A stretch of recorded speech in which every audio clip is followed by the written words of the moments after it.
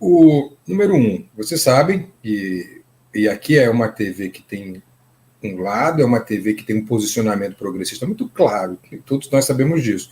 Mas vocês sempre me deram liberdade aqui para criticar o ministro Pimenta. E fiz isso várias vezes.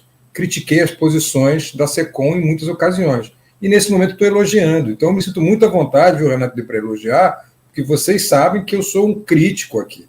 Eu critico muitas vezes. Então, nesse ponto, os argumentos do Pimenta são perfeitos. O que aquela peça faz é seguir o que aqui na teoria da comunicação a gente chama de fluxos comunicacionais.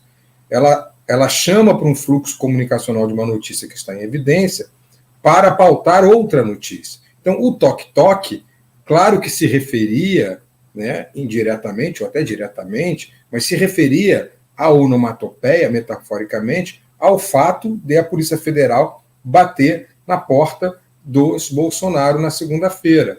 Mas, ao fazer isso, ela liga com o assunto que é o combate à dengue. Então, deixe os agentes da dengue entrar na sua casa. Isso é altamente eficiente e não tem nada de antiético, muito pelo contrário, porque segue uma estratégia de comunicação das novas mídias, que é o fluxo comunicacional. Então, qualquer ministro que esteja à frente da SECOM tem que entender esse conceito e utilizá-lo. E foi isso que a SECOM fez.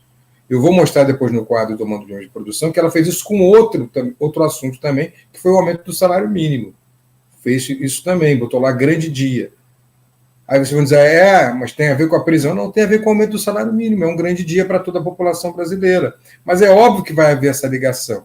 Esse é o chamado fluxo comunicacional da nova teoria da comunicação. E foi essa defesa que o próprio Pimenta fez em entrevista à Globo News e a outros veículos de comunicação. Então não há como, está aí a peça, TikTok, é isso, é uma peça, toque, aliás, é uma peça que chama para você deixar entrar na sua casa os agentes da dengue para combater a dengue. Perfeito. Vai se referir à Polícia Federal?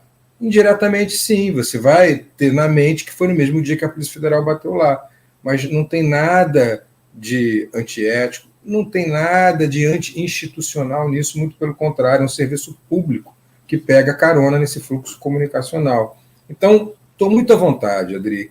Eu critico quando tem que criticar, e agora estou elogiando muito, acho que o Paulo Pimenta acerta muito.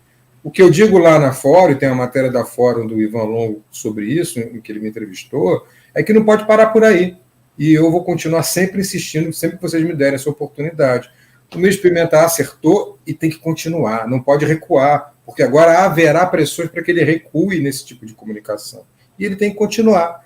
Continuar não só a fazer essas peças que seguem fluxos de comunicação, mas também a identificar nas redes peças criadas pelo Gabinete do Ódio que criam fake news e difundem fake news sobre esse próprio governo.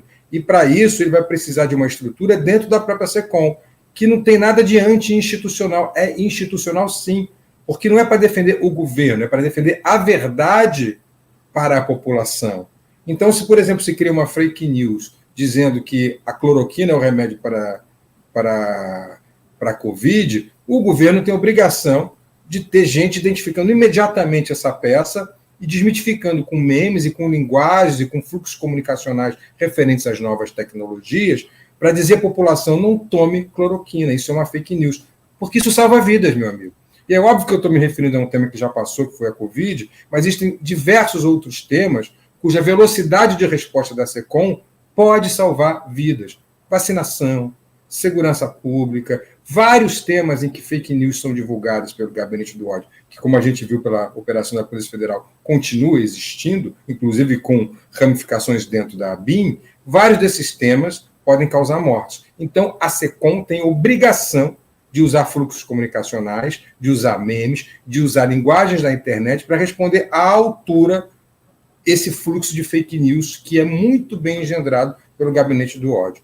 Paulo Pimenta agiu muito bem e agora tem que continuar. Não pode recuar, pelo contrário, tem que avançar nessa linguagem. Para isso, ele tem que constituir um grupo, fazer o que eu chamo de Gabinete do Amor, que obviamente é um nome metafórico, né? É uma referência ao contrário do Gabinete do Ódio, que, diferentemente do Gabinete do Ódio, não vai se produzir fake news. Se vai combater fake news e se difundir a verdade em tempo real, porque a velocidade é um dos temas fundamentais na resposta às fake news pelo governo. E vamos combinar que teve um alcance, o engajamento dessa postagem, acho que foi o maior de todas as postagens da SECOM em um ano, né? Deve ter sido não é só isso. A maior de todas, né, Rovai? A publicação que teve mais engajamento, porque surfou nessa onda da ação da PF contra o Carluxo. E até nos grupos bolsonaristas de Zap e de Telegram, ela foi super comentada. Até algumas risadas a gente viu lá. Algumas não, diversas. Risadas mesmo, bolsonaristas rindo, tá vendo? Eles estão sabendo utilizar. A oposição ela se manifestou, Dri e Renato, porque percebeu que aos poucos a esquerda está tomando os memes de produção. Aos poucos a esquerda está conseguindo tomar os memes de produção e combatendo as fake news da extrema-direita que são usados, que utilizam os memes para esses fins. Para esses fins, né, de desinformação e outros. É isso, eu acho que o ministro está certíssimo. Continua, Paulo Pimenta, por favor, avance, não recue. Rovai ia falar alguma coisa? Eu ia falar o seguinte, a Sinara Menezes está lá na coletiva com o Dino e apurou que o Lula não gostou, né? Que o Lula ficou bravo, achou que foi um erro e teria já dito para o Pimenta que isso não se repita. Estou aqui trazendo informação. É porque, assim, também, Felipe e Rovai, vocês não acham que isso dialoga com parte da população? Quem aplaudiu, quem o campo progressista, é o campo que votou no Lula, que não, porque a gente tem um país dividido, né, entre, né, que a gente, e aí você, quando você coloca o toque, será que você não expande para a maior parte da bolha, a comunicação vai chegar para essa, mas para essa outra parte ela vai gerar mais impacto negativo, né? Olha aí, né? Quem não votou no Lula, entende? Então, até que ponto isso também dialoga com o outro lado e, do ponto de vista de ser uma comunicação institucional do governo, você pegar algo do seu opositor político. Isso também, estou falando já que o Lula, né, disse que não gostou, ele deve estar avaliando sob essa perspectiva. Será que isso furou a bolha além do campo progressista, Felipe? Furou. Eu vou dar duas razões para isso. Primeiro, são duas coisas distintas. Do ponto de vista republicano, né, não tem problema nenhum. Pelo contrário, é super republicano porque está chamando a atenção para a dengue. Ponto número 1. Do ponto de vista da divisão do país que você menciona, Adri, fura a bolha porque entra nos grupos bolsonaristas e informa aos grupos bolsonaristas algo que eles não estão acostumados a ouvir. Né? Pelo contrário, eles só dizem o seguinte, está vendo? Está saindo isso aqui na Globo News. A Globo News é comunista, a Globo é comunista. Então, se houve uma operação da PF lá, todo mundo é inocente. Até o peixinho que engoliu o celular no Mar de Angra é inocente. Todo mundo é inocente. Todo mundo é igual ao peixinho. Então, fura essa bolha porque faz eles comentarem. Aí você me pergunta, mas isso aumenta a divisão, aumenta a polarização. Se a gente continuar achando que a polarização vai acabar num passe de mágica e que num governo vai ser possível acabar com ela, não vai se combater as fake news e talvez isso nos faça perder a eleição em 2016. Então, se pensar por esse ponto de vista, se a epistemologia for essa, tem o outro lado, o país está dividido, não podemos usar toque-toque porque isso vai afrontar o outro lado. É um caminho para se perder, porque o outro lado sempre vai usar e sempre vai acirrar a polarização. A polarização veio para ficar, vai demorar muito tempo. As pessoas podem ter as melhores das intenções, e eu acho que tem, de ter um país pacificado, com união, mas enquanto o gabinete do ódio existir, Dri, isso não vai acontecer. Então, os setores progressistas têm dois caminhos. Podem pensar dessa maneira, não vamos fazer isso, não vamos utilizar linguagem de meme, não vamos utilizar linguagem que possa provocar o outro lado, porque isso não é o que a gente deve fazer.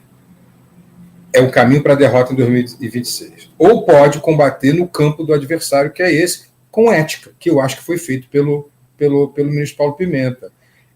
Foi tão bem feito, a peça é tão boa, Adri Rovai, que não cabe nenhum questionamento jurídico, nenhum, porque ela é metafórica, onomatopeica, né, para usar o termo, onomatopeica, e se refere diretamente à campanha contra a dengue. Então, é desse tipo, é com inteligência que tem que se fazer. Não é com a grosseria que se faz do outro lado. A diferença é essa. São duas diferenças básicas da comunicação via memes ou via linguagens das redes feitas pelo governo e pelos setores progressistas, daquela que é feita pela extrema-direita. Duas diferenças básicas. A extrema-direita usa uma violência inaudita, uma violência que lembra muito o nazifascismo. E, número 2, a extrema-direita usa fake news. O que os setores progressistas fazem é usar a sutileza, que foi essa da peça muito bem feita, né, e não usar fake news, para falar sobre coisas que são reais. Então, vê como é diferente. Agora, não dá para não usar.